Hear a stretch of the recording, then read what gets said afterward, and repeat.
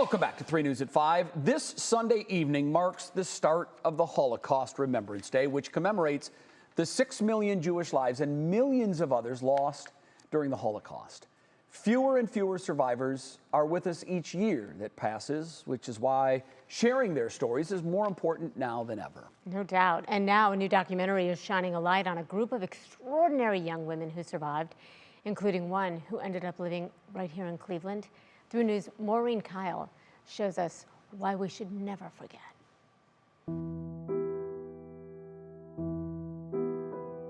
In Jeffrey Lautman's University Heights home, reminders of the Holocaust are never far away.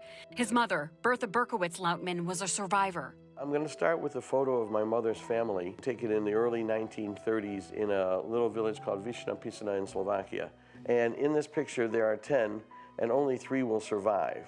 Bertha was part of the first group of young Jewish women taken from their homes in Slovakia to the notorious Auschwitz-Birkenau concentration camp in Poland.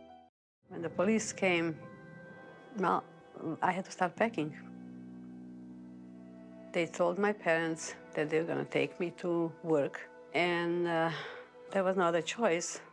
My mother managed to make it through Auschwitz and Birkenau. She was transferred October 30th, 1944 from Auschwitz to Bergen-Belsen. And on that same train would have been Anne Frank, because there was only one train that left Auschwitz to Bergen-Belsen. Bertha lived through the unimaginable. After liberation, she eventually moved to Cleveland and raised her family. It wasn't until the 1970s that she began to share her memories of bravery in the face of evil.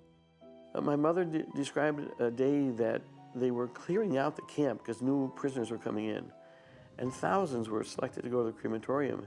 It's an untold story now coming to light in a new documentary called 999: The Forgotten Girls. Filmmaker Heather Dune McAdam first shined a light on these remarkable women in her 2019 best-selling book. You know, I started interviewing in 2017. Because the women were old, I filmed everything. Those interviews became the basis of the documentary, featuring new and archived testimonies of survivors. It was like this domino effect. I started to find all of these other women, and also families started reaching out to me. I really wanted to create a full story of a transport. I mean, you have to remember, these girls are going to survive 3 years and 41 days, and that's really my heart focus in this film, is to speak to that and to write them into history, not back into history, because history's ignored these girls. My number is 1048, 1048. It's 1955. Hefting 1970. That was my name. Today, more than 80 years after Bertha was liberated, anti-Semitism and hate are skyrocketing. And Heather and Jeffrey share the belief that educating the next generation is more important than ever. I like to say that my teenage girl spoke to their teenage girl. I come to it from that perspective, and I hope that that pulls people in a way that addresses a much larger perspective. Listen. Feel. It's empathy that heals us.